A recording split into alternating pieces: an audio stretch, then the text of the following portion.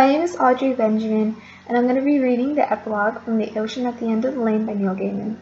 I chose this piece because it's my favorite book, and I love the author's descriptive imagery, and I just think that it's written in a really beautiful way.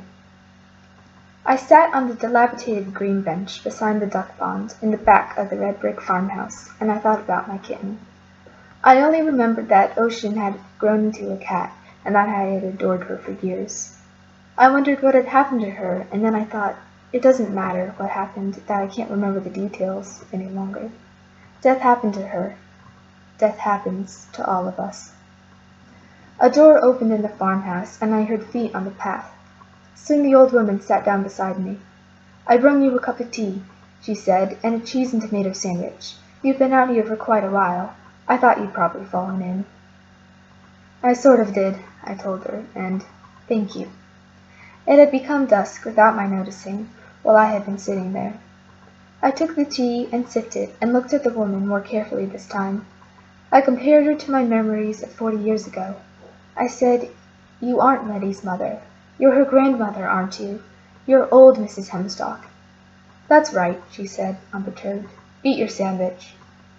I took a bite of my sandwich. It was good, really good. Freshly baked bread, sharp, salty cheese, the kind of tomatoes that actually taste like something. I was awash in memory, and I wanted to know what it meant. I said, "Is it true?" and felt foolish. Of all the questions I could have asked, and I asked that one. Old Mrs. Hemstock shrugged. "What you remembered? Probably, more or less. Different people remember things differently, and you'll not get any two people to remember anything the same, whether they were there or not. You could stand two of you lot next to each other, and you could be continents away, for all it means anything." There was another question I needed answered. I said, "Why did I come here?" She looked at me as if it was a trick question. "The funeral," she said. "You wanted to get away from everyone and be on your own. So first of all, you drove back to the place that you lived as a boy, and when you didn't get what you missed, you drove to the end of the lane and you came here. Like you always do." "Like I always do?" I drank some more tea. It was still hot and strong enough, a perfect cup of builder's tea.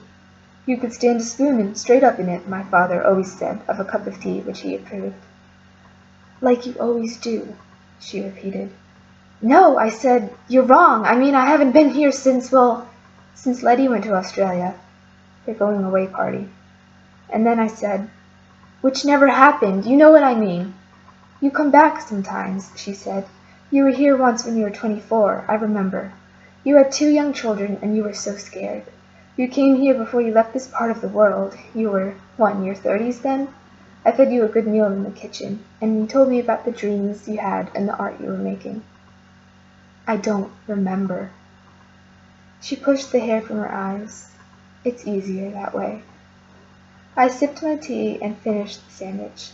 The mug was white, and so was the plate. The endless summer evening was coming to an end. Thank you.